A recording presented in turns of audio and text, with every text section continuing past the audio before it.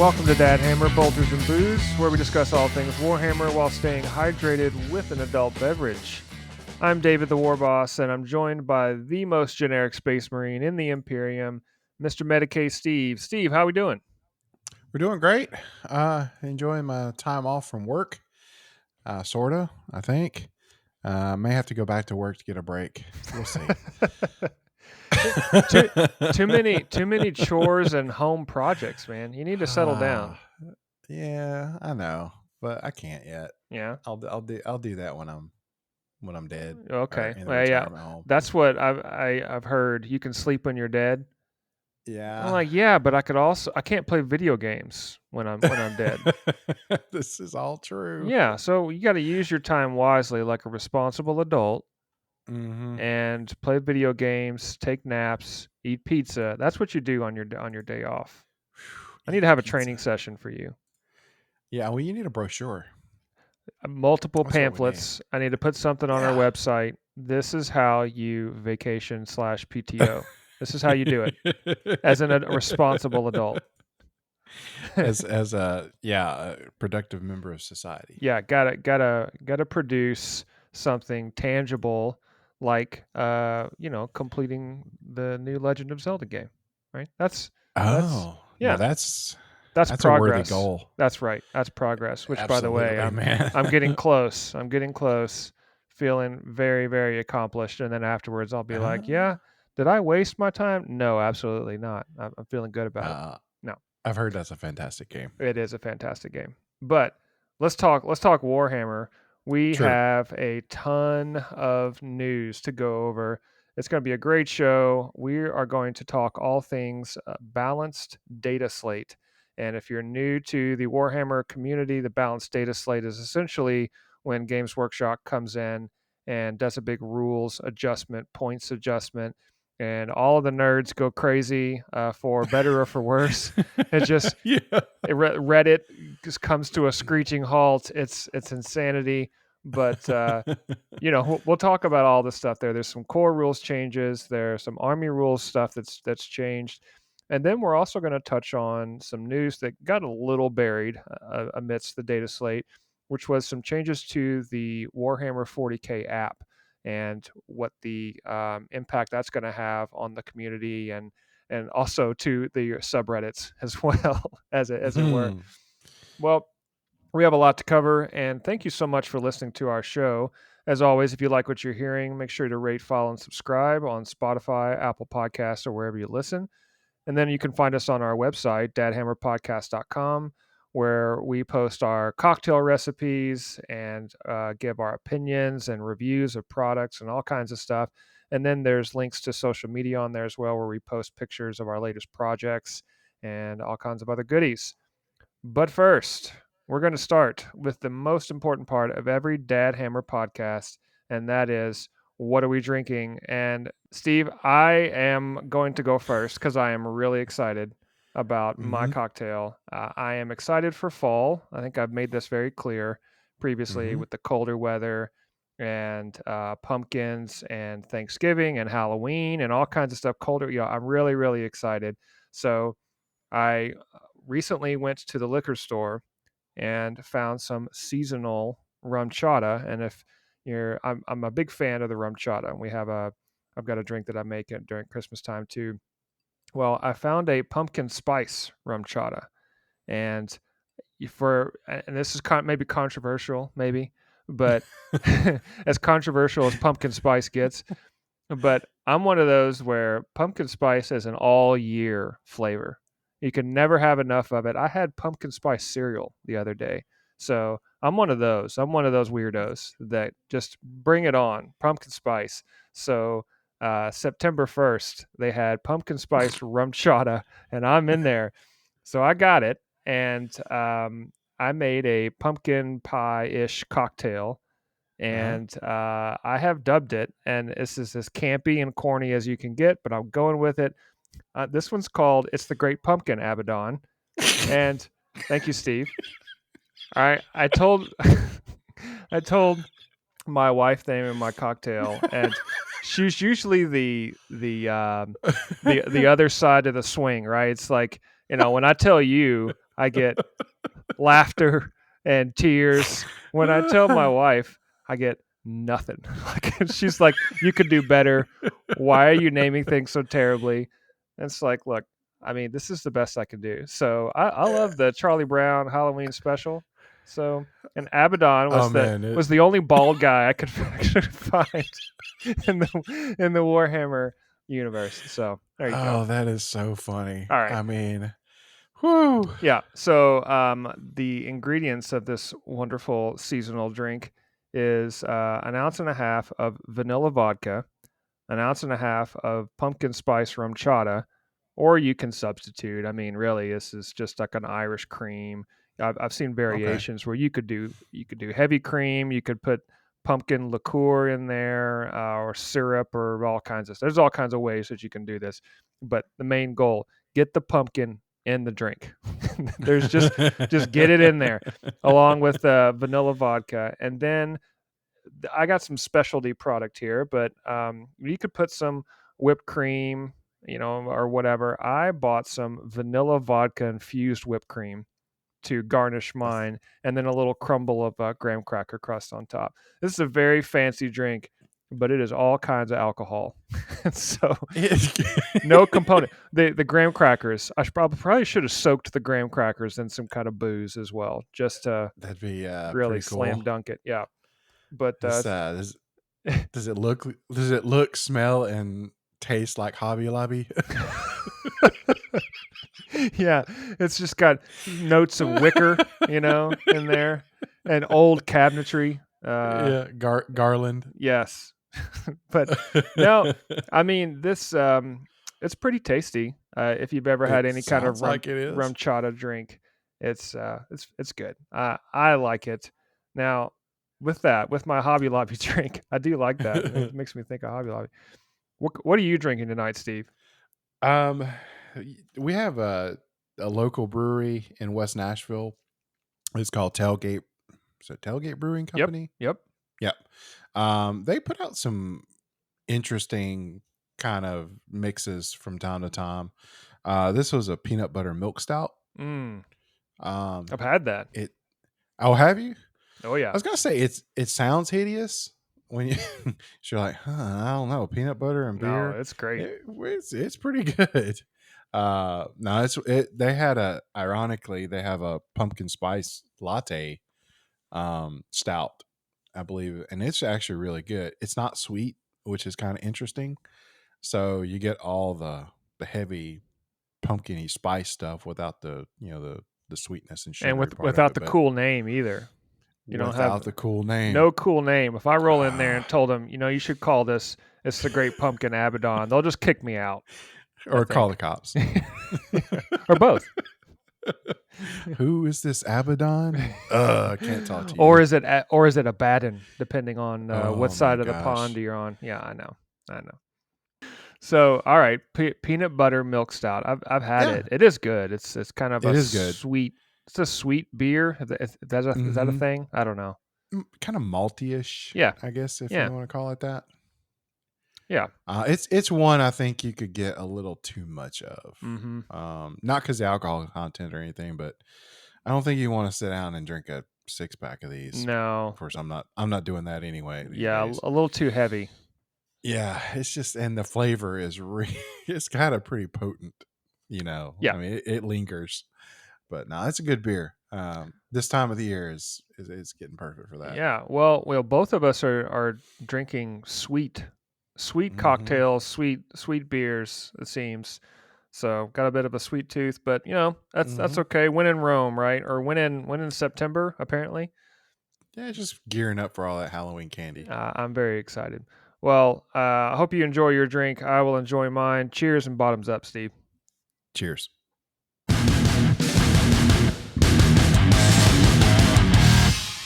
All right, lots of news with the balanced data slate. There's all kinds of stuff that has come out. I've read opinions, I've watched videos, because whenever this stuff comes out, it really depends. This has been a pretty big one. In the past, Hmm. the data slate stuff is maybe some minor tweaks, minor changes, points adjustments, things like that. but Games Workshop's been talking about this one come as a coming soon thing for a while as a teaser, and there's been some significant changes. I want to start though before we really get into all these changes. I encourage everyone, especially new players, but I encourage everyone to go watch the video, the official video that they have on the article on the Warhammer community website, or you can see it on YouTube on their channel. But they have about a 20-25 minute segment where Stu, the rules lawyer, rules guy, head That's designer or right. whatever, he's there talking through the justification and reasoning behind the changes. And even though that may sound like a snooze fest, I think that what I always like to look at that stuff whenever they come out with big rules changes, and as I alluded to earlier, all the nerds go crazy. Oh In this case, I always like to listen to the thought process behind what they're thinking about when they make adjustments to the rules or points or whatever. And what was really interesting was the downstream impact of these hmm little changes, because what they're looking at is all of these armies, the win percentage rate of each army in the recent tournaments and stuff like that, and then they're going in and having to make adjustments to get the armies back in line with where they think they should be. So if Aldari, for example, are in the 60% win rate, and that's not good for balance. Mm-mm. But they're making these little changes, and what I enjoyed listening to was, instead of going in and making some crazy modification to the Aldari stats or army rules or anything like that, they made adjustments more to the core rules, because the certain armies will be almost slanted towards taking advantage of the core rules, if that makes sense. That's And exactly how I looked at it. Yeah. yeah, and I mean, I thought it was really interesting just to I can't imagine the complexity of making one small change and then just having like the domino effect. And Steve, I don't know, did you have a chance to catch that video? Yeah, I watched it. I kind of skipped through parts of it because when he started talking about the specific factions and stuff, I was Yeah, like, okay, fine. Because I mean, I didn't really care about somebody I'm never gonna play, right? right. But I do think that part of the strength of 10th edition to me was that the core rules were so kind of ambiguous across the board, that most armies, everything fell in line for the most part. It was really the core rules and the core mechanics that it made the whole thing tick. However, it did start getting easy to tweak your lists, and I don't want to say take advantage of the core Mhm. rules, but really optimize what you had. And just some armies just came out of the gate better at it, and there was no way you were going to figure that out until you got all this tournament data with your top players and everybody else playing these armies. And then it was pretty quick and pretty evident. And I'm kind of glad to see them sort of pounce on it because it's only been 2 months. So Right. that's, I don't think that's a self admission that the game is broken or anything. I think it was just No. sort of like, we, this is a whole new, kind of way of looking at the game. So, Yeah. yeah, I think it was inevitable, and hopefully people can understand that. Well, I mean, I don't know if they. It's not a matter of can. It's a matter of will. Yeah, Are true. will they understand, or will they want to? And one of the things that Stu brought up on that video was about making changes to points and or making hmm changes to rules, because what you don't want to do is let's go back to the Aldari, if they're up in the high 60s for percentage of win rate. What you don't want to do is make a change too big and then you swing the percentage too far. You want to bring them down hmm 5% or so, 7%, something like that, and to hover in the 50s or the 40 mid 40s to mid 50s, I think is around the sweet spot. But if you make too big of a change and then they drop 30%, and now all of a sudden the Aldari, who were really good, become now terrible, hmm or terrible in air quotes, depending on what kind of player you are. But Right. what I also found interesting is he was talking about points changes. So if they have a Titanic unit that costs 500 points and with really awesome abilities, lots of firepower, etc., then Stu was on the video was saying, "Well, yeah, I'm still taking it because it's worth it. 700 Yeah, points, that's right. they've upgraded it. Oh yeah, still totally worth it. I'm taking it. 1,000 points.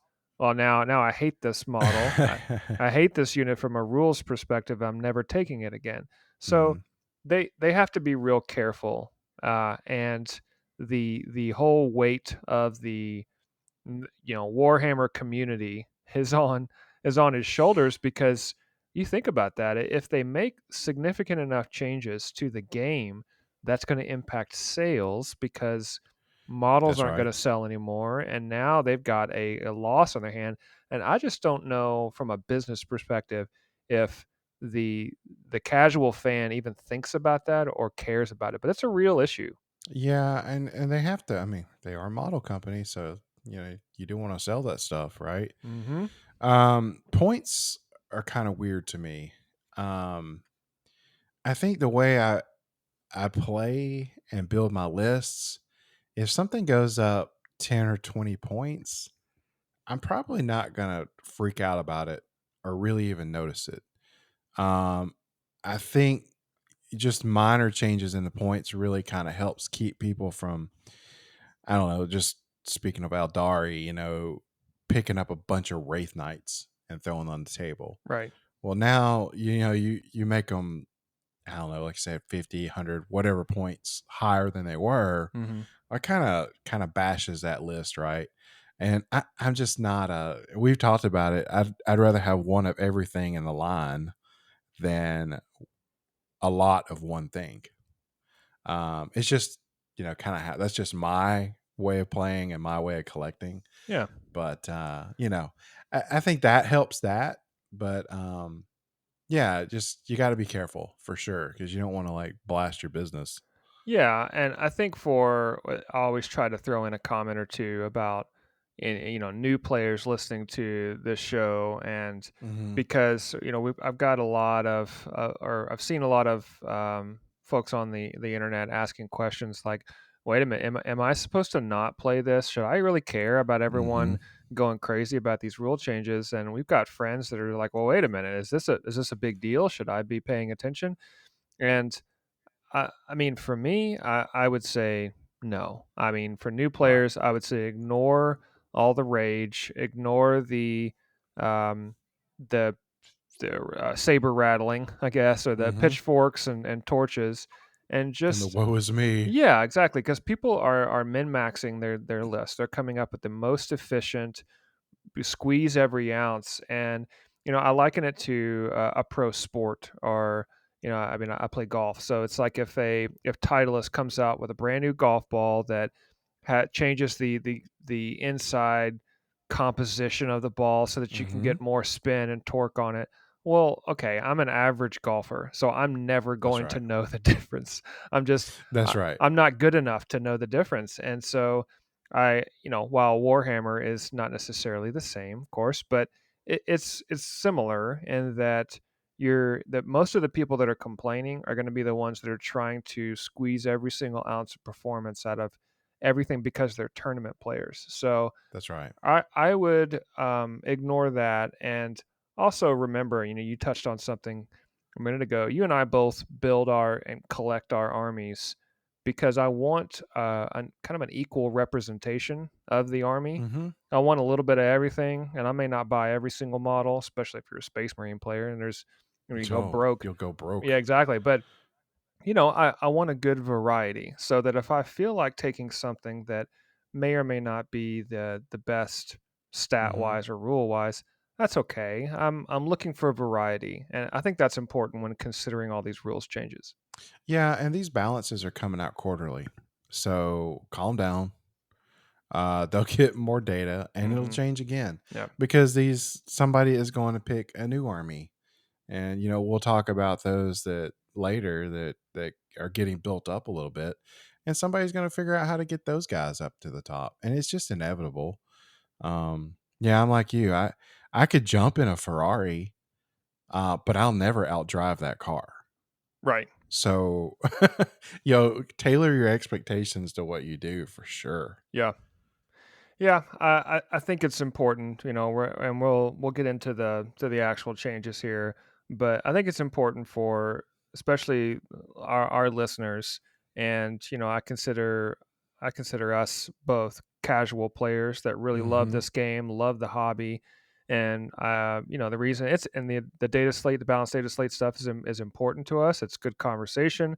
It's going to impact our games, but not to the point where I'm ready to hang up an army just because they made a change and now the win rate percentage at a tournament of players that are looking to do this almost professionally, that Right. okay, well, I'm not even close to that, so I'm never really going to know the difference. I might see a little bit of it, but most likely not enough Hmm. to really care or move the needle for me. So No, I agree. important to keep that in mind as we get ready to discuss these rules changes.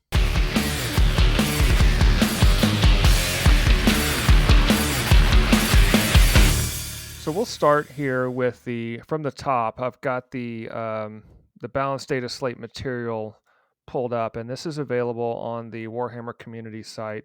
And we're not going to go over every single rule, but Hmm. some of these are important to note, especially for us because they change things pretty drastically. So the very first one, I mean, I'll go ahead and say that I think the majority of these changes are really, really good for the game. They either speed it up, they bring some Hmm. balance. These are all good. So I'll just say that right off. My opinion, everything they announced today from a rule standpoint was a positive for me. Um, so we'll start off with Yeah. the first one being the changes to devastating wounds. So this is an ability or a keyword rather on certain weapons that have the devastating wounds keyword in their profile, which means that if you roll a 6 on a wound, that is a critical wound. And Hmm. previously, that would turn into mortal wounds. So they are no longer mortal wounds. The main change is that you just can't make saves of them, and you're thinking, well, what's the difference? Well, a mortal wound would spill over. So if I That's did right. one attack, big, Hmm. crazy Titanic unit that did one shot and did 16 damage, and they were all mortal wounds. Well, that unit of orc boys, 16 of those things are dead. They're all dead with Right. after one That's shot. right. But now, and yes, I can't save it, but now that one shot, it's still a devastating wound, but that one shot does 16 damage to one model. That's So right. you're not going to wipe out a whole unit of boys, even though that sounds really cool, like a gigantic, Hmm. laser gun or something, just wiping out a whole unit of troops. But I think this is a really cool change, and something that I've got some units in my armies that have devastating wounds abilities. I just think Hmm. this is a good thing. Steve, what are your thoughts on this one? Yeah, I think it's silly to just say like for Necrons, right? Because you and I pecked around with that tabletop simulator, and I got to use a was a Doomsday Arc, which I Mm-hmm. have the model. It's just not together. Yep. It would be kind of ludicrous because I think that an amazing gun, no doubt, but I think it's a one shot deal, um, if I remember right. But yeah, it's kind of ludicrous for that thing to be able to turn a corner, blast away one shot, and knock out a 10-man unit. Yeah. I mean, that doesn't really feel right. Um, I mean, it's great if you're the guy shoot. It's great if you're the guy shooting, But yeah, that it actually starts making sense because you already have weapons that are big and powerful that have specific keywords such as a blast keyword, Mm-hmm. which it may be a one or just say 6 shot weapon, depending. Because some of them are like a D6 kind of wound, like a shot roll, right? Mm-hmm. But then you got a blast characteristic. So the bigger the crew that they're shooting into, they get just some extra hits. Is that Yeah. right? Yeah. Yeah. Yeah. So Per that per that five feels models, better. you get an extra dice to add to the Hmm. attack. And that's kind of fun, right? I mean, now you got a big, heavy weapon that you may roll a one on to on your how many shots or attacks you make, But because of the blast characteristic, all right, well, I'm shooting into a 10-man squad, so now I get 3. So that feels better, but it's not going to automatically ice that whole unit, you know? Yeah. So, eh, yeah, I think that works. I think that's a little bit better. Yeah, and just reading, I'm reading the flavor text on what devastating wounds is, and it says some weapons can inflict strikes of such power that they make a mockery of armor. And Hmm. I think the original intent of the devastating wounds is to go pierce through the armor, not Mhm. pierce through the entire squad. So Yeah, I like the blast. If you did a blast weapon, then maybe you could have devastating wounds and blast if you had some crazy mhm. nuke. Well, that would make sense, right? The damage isn't going to be as high, but the models in the unit aren't going to be able to make saves, so that makes sense to me. Yeah, and I mean, I think the true spirit of it was most of these are, let's be honest, are really anti-vehicle kind of weapons. I Hmm. mean, these are really kind of meant for, tanks, slugging it with tanks, or titans and knights and big things that you would never shoot like an Abrams tank into a group of 5 guys. you Right. you wouldn't shoot a main battle tank gun into just a group of dudes. Um, but I get it. Why? I mean, hey, man, it's the rules of the rules, and just use it as you can. Yeah. But yeah, I think the change feels better. Yeah, I agree, and I think it is closer to the original intent of the rule. And again, listening to the commentary that they've made in the past on rules changes, they're really what they really try to target is finding rules that are this was the original intent, and our Hmm. players finding ways to circumvent that, essentially finding Hmm. a glitch, or finding a way to get around the original design, kind of like in a video game where they do That's right. speed running or something, and they are able to figure out how to get past it. And that's always funny to watch, but Hmm. for a tabletop game, especially going up against tournament players, it's a little wonky. So I'm in favor of this change. It's a good one. Yeah. Um, the next one I wanted to cover, really it's not a huge change, but it's more about providing some extra clarification around stratagems. So now stratagems, they already had a type. They've got different types. So a battle tactic Hmm. stratagem is a type, but it didn't really matter honestly previous because you just, "Well, I'm just going to play this stratagem," and Hmm. there we go. But now you've got some rules that modify the cost of the command points for that stratagem. But if for whatever reason, if that ability that you have that modifies the CPE cost where you can get something for free, if it doesn't specify a name, you can only use those to affect battle tactic stratagems. So Yeah. that's going to be a little different, because, for example, or the Fire Overwatch is a Hmm. strategic ploy stratagem. It's not a battle tactic stratagem. So if you had an army ability that allow you to reduce the cost of a stratagem down to 0, well, you wouldn't be able to do that on anything other than a battle tactic stratagem. So Hmm. not a gigantic change. And the only thing that bums me out a little bit is just now we have to reference again another Oh thing yeah. on a card that's okay, wait a minute, let me check to see if this is a battle tactic. So now we have to remember all that stuff again. Yeah, and I think in addition to that change too, it came with there were several stratagems that you could not necessarily use more than once per phase, but some of them more than once per battle. Mm-hmm. I think there were some stratagems that did not specify how many times you could use it, to be honest with you. But I think they've pared it down now to where most are definitely going to be once per phase, and some maybe even once per battle. Right. So I think a few armies are actually getting hit where people are feeling the pain.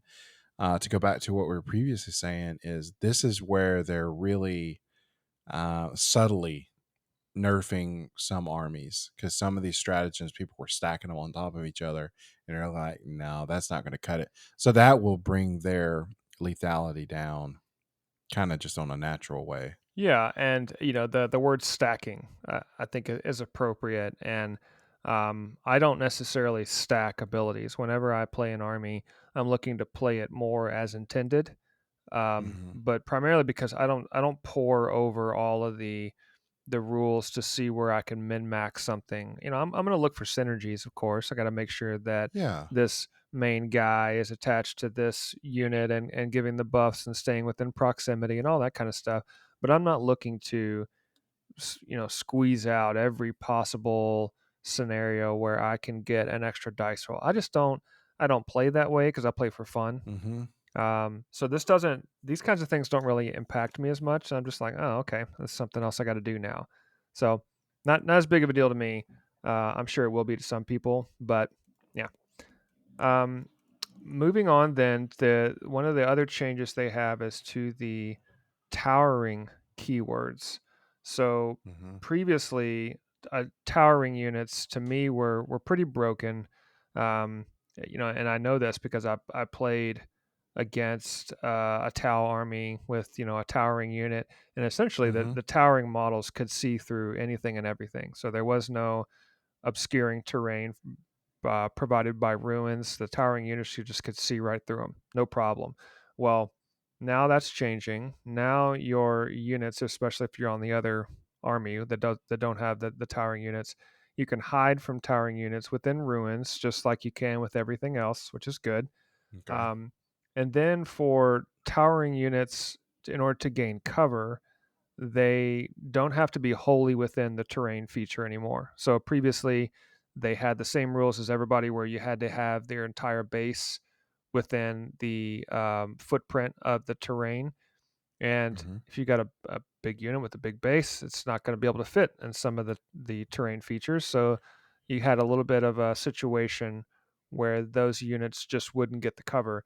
Now they can essentially dip their toe in it. They don't have to be wholly within. They just have to be Okay. within, which is the big difference. And I think this helps for two reasons. One, it allows the towering units to still get cover and hide behind ruins, even though I guess the footprint or the game mechanics seem to be preventing it.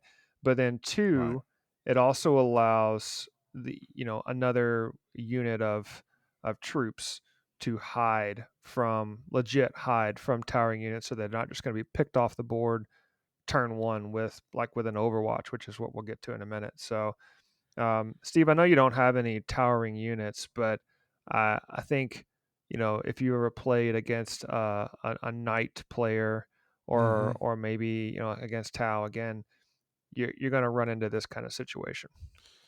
Yeah, and I think those towering units are usually kind of expensive anyway.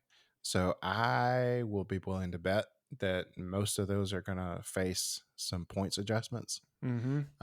Probably on the upside. They're going to be more expensive. So where you were, I think it's just going to help balance it all out even more. So they're going to get to use cover. Your standard troops are going to get better use of cover, but I bet they're going to be more expensive. So you're probably not going to see quite as many towering units stomping around the board uh, as you may have before this. I don't know. I'm just kind of guessing. Yeah, So it'll be like three things working together again to kind of bring everybody back down to the same sort of playing field. yeah. And I don't mind this change. I think it Mm-mm. makes sense that you should be able to hide, even though I mean you think about it Yeah, in the movies or something. You got Godzilla trying to come and attack you. You should at least be able to get some cover you behind. could hide behind a trash dumpster. I mean, and technically be out of sight, right? Well, I think I saw one of the Godzilla movies where you have to hang your disbelief on a outside the Yeah. door for a minute, and that's fine. You watch Hmm. those movies, and that's what you're supposed to do. But I think by the second or the third one, when I'm watching it, and the dad and the daughter or the kid, I can't remember, were able to survive when everyone else was dying, and so someone like, okay, so Sure, whatever. some of that, but yeah, they're able to survive somehow, and of course yell at each other even though there's carnage and Mhm. chaos happening. Whatever. I digress. But I think the towering change is good. This also, speaking of getting behind cover, changes to the visibility within ruins. And Steve, I know you were reading through this and commenting. This is I would say this is kind of a big deal for you. Yeah, absolutely. Um, some of it was because I was playing it wrong. But I didn't want I didn't want to call you out. I would say this is a big yeah, deal for no, you because now you have to play yeah, a different way. yeah. But it was only actually it makes it a little easier, to be totally honest with you. Yeah, it's true. Because you never know what you're going to show up to as far as the terrain features go. Hmm. You have terrain stuff. I have terrain stuff. Some of these things have windows. Some of these things have doors. Some of these things have none of it. Right. So it, you start wondering, like, well, where should I lay this piece of terrain on the table so it's all fair? I don't want to put because we were kind of looking at it like, oh, well, you can see through the windows. That sounds right. I can't remember. Um, so you don't want to like give your opponent all the terrain that's got all the windows, and then you Yeah. just start blasting them through the windows. But so this kind of takes that ambiguity out of it Yeah, a I mean little a little bit. bit. I mean it's still Uh, it's still somewhat of the same thing they had before because you still mhm. have the rectangle of eternal darkness, That's right. for the ruins. I mean, we always say it's the black pillar where you can't see through it at all. If you're not wholly within the ruin, you Hmm. cannot shoot through it. It's basically like it's a giant wall that you can't see through. So But you can walk through it. but you can walk through it, but only if you're really close. Yeah. Yeah. So I mean, yeah, it doesn't always make the most sense, but I think that the main change here, again, going back to the towering thing, that you can't just see through every window. Right. These are columns of darkness. Hmm. Aircraft are unaffected still, but you cannot see through them. You have to be within it, and I think this is a good change. It basically allows towering units to have a little bit of a nerf without just completely destroying them. So Yeah, I think that's fine yeah, because it just makes a lot of sense. yeah. Well, then the next rule is, I would say, probably the most significant out of all of them, and it goes a little under the radar, but Overwatch. There's some significant changes to the Overwatch Hmm. stratagem. Number one, it now requires line of sight, which makes sense. But I mean, I think Right. previously, we didn't really use Overwatch as much. Maybe just because we're I bad use it a lot players. now. Yeah, at the beginning anyway. In the past few Hmm. games, I started using it quite a bit. But before, it didn't require line of sight according to the rules. Right. So somebody could be hiding behind a building, and then as soon as they decide to move, you could you could shoot them, even though you really can't see them. Um, Hmm. that's a good change. And then the most significant one, I think, is not necessarily impacting our games the way we play, or our armies rather, but Hmm. Titanic units cannot use this stratagem. So that Thank means, goodness. yeah, right. So that means you're not going to have gigantic models on the board just rolling Hmm. truckloads of dice, and you're playing math hammer at that point, and That's right. you're gonna get killed every single time. Oh, something's going to hit you. Yeah, Something exactly. big and bad's going to hit you. Yeah, and yeah, I don't know. I like Overwatch now, and in fact, it's probably the biggest stratagem I use, Hmm. consistently now. I think there's some armies that have some pretty devastating indirect fire weapons too, and I think they were like just spanking people Yep. because they didn't have to see them, and so if they moved at all, they're going to get shot at. I don't really know what armies have that. I know Imperial Guard had a bunch of artillery stuff Hmm. that could benefit from that. But yeah, I think that's pretty smart. Like you can't really because Overwatch was always meant like, oh, you surprised me. Yeah. You shoot you from you're firing from the hip. Right. Your hit rolls are high. You gotta like really work for it. Um, it's just a reactionary kind of deal. So you shouldn't be able to, lob mortars and throw grenades and shoot artillery. Like, what are you hearing it? I mean, how do you know they moved? Yeah. If you a know, if a space marine moves but nobody sees, does it still make a sound? that's right, exactly. So it was kind of wonky. It was a weird dynamic. Yeah, but this is the thing. Somebody is going to a tournament and reading through every single one of their abilities and saying, "Oh man, they don't have to be visible to me to fire Mm-hmm. Overwatch, so I'm gonna camp back here in the back." I mean, one of my orc vehicles, not that the orcs are great at shooting, but one of my orc vehicles has got a mortar type weapon that doesn't require visibility. So it Okay. says does not have to be visible to the unit. So I mean, and the range was crazy. And again, with Overwatch 24 inches, but still, I could be on the other side of a ruin, and we just talked Mm-hmm. about the ruins visibility thing. I could be on the other side of a ruin. Something happened. Somebody moved. I hear a twig break, and all of a sudden, I'm firing at pinpoint accuracy. It just it doesn't make any sense. So I'm glad they Just made this change. slaughtering bunnies everywhere. Yeah. Poor trash rat. So some of the changes to Overwatcher and so far all these rules are great. The very last one I would say let's hit on is the change to the stratagem Insane Bravery. Minor change here, where Insane Mm, Bravery before is you could essentially say I don't take a battle shock test, right? I'm good. right. I don't remove that. Um, and when 10th edition launched, Games Workshop was talking about how big of an impact Battle Shock was going to make, and really it didn't come up more than maybe once per battle at most. Mm-hmm. And now with Insane Bravery, and I think a lot of people were using Insane Bravery to automatically pass a Battle Shock test. That's all well and good, but got changes to it now that you have to decide to use this stratagem for 1 CP.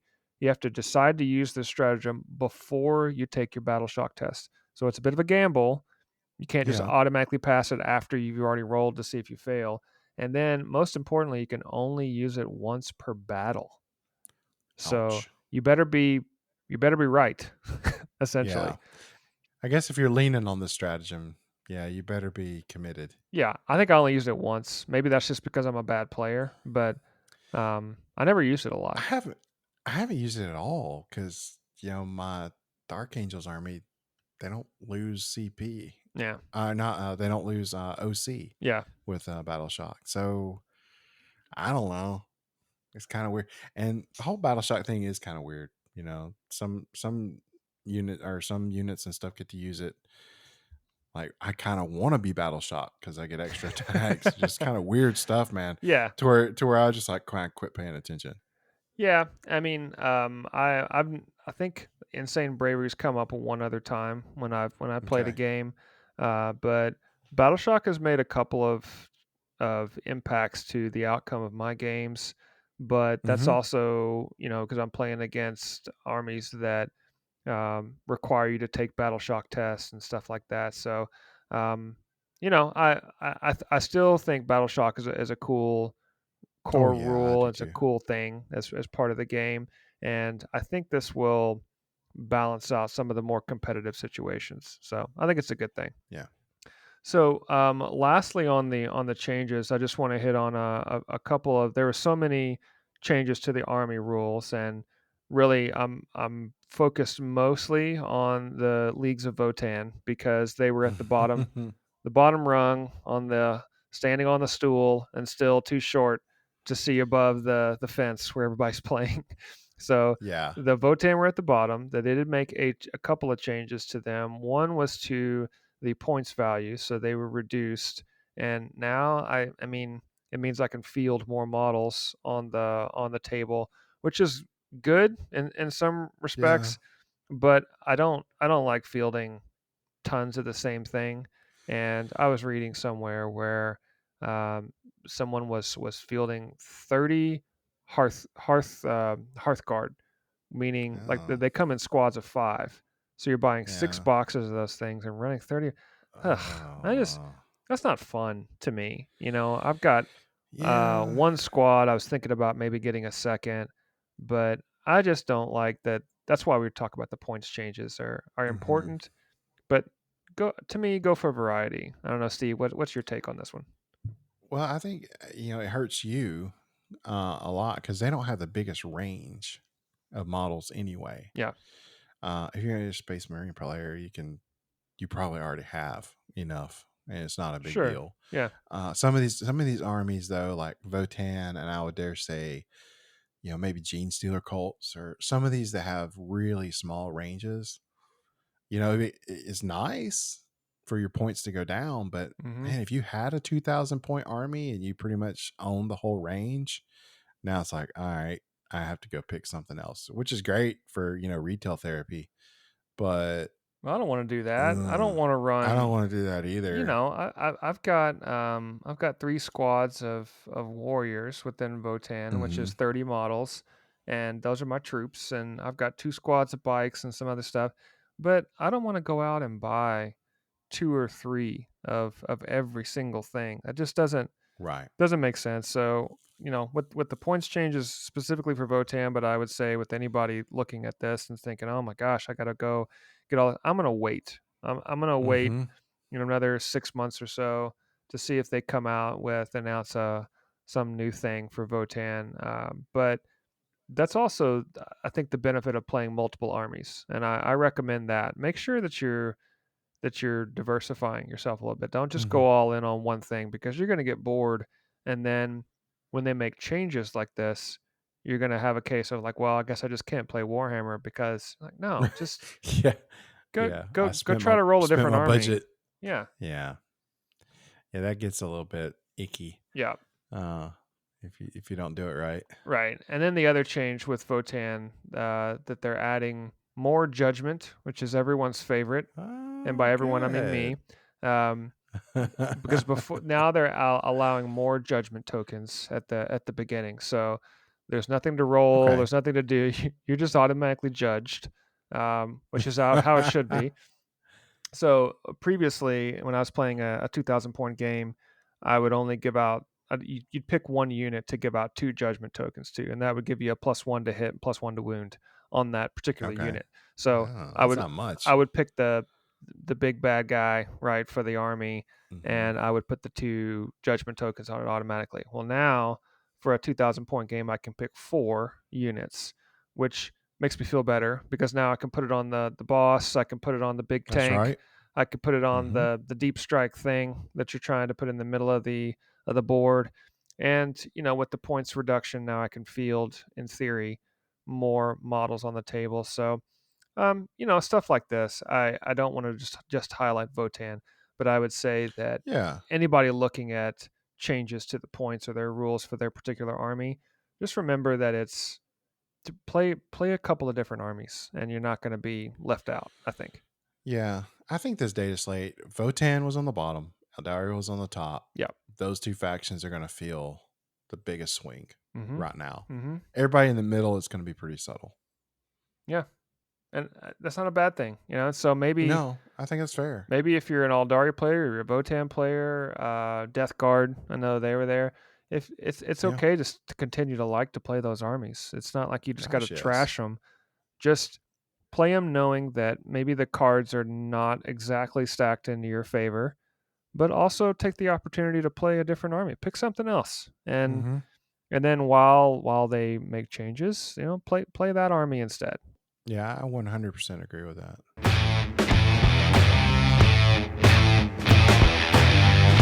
All right. Well, let's wrap up our show here with the final bit of news, which is changes to the Warhammer 40K app. This came out the same day as the data slate, so I don't want to say it was buried a little bit, but it didn't get Yeah. the traction that the data slate did. This was the feel bad part of the day for me. The rest of it was not a big deal. Yeah. But yeah, this was at the, page 3 at the bottom. It was like, oh, that's not gonna be good. Yeah. Yeah. Yeah, so they've long talked about the Battle Forge feature going behind the paywall. So that's official now. But the Hmm. the, the secret surprise that they held back until today was that the Codex codes for they're releasing the new Codex books. The codes within the back of the book or the front of the book, wherever it was, those are coming back in order for you to unlock the data sheets.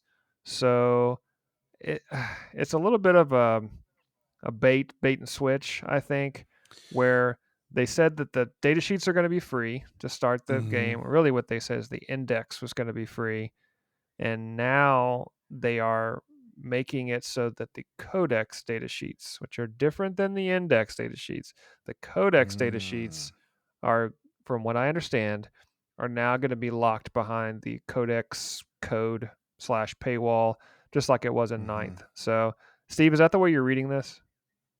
Yeah, I kind of read that what we have for free right now is going to stay. You're still going to be able to have that, right? Yeah, But but I the but guess if but the there's new changes, yeah, the changes aren't going to be additions, there. yes, that's right. The changes are going. You're going to have to get your Sharpie out, or whatever you want to do to fix those things. Boy, that's pretty rough.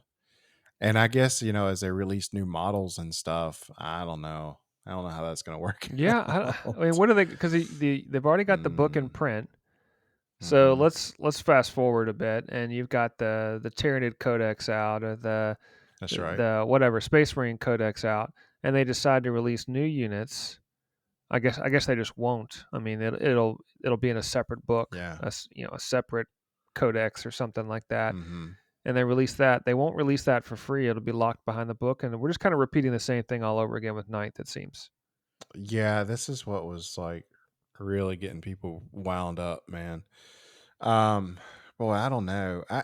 I had conceded the thought that the paywall was going to block the new detachments. I was like, okay, Hmm. that's fine. Yeah. I still think that's a very steep price to pay for maybe 5 detachments, let's say average. Hmm. I'm just guessing. Um, I don't know. It seems like there's got to be a middle ground on it. I don't.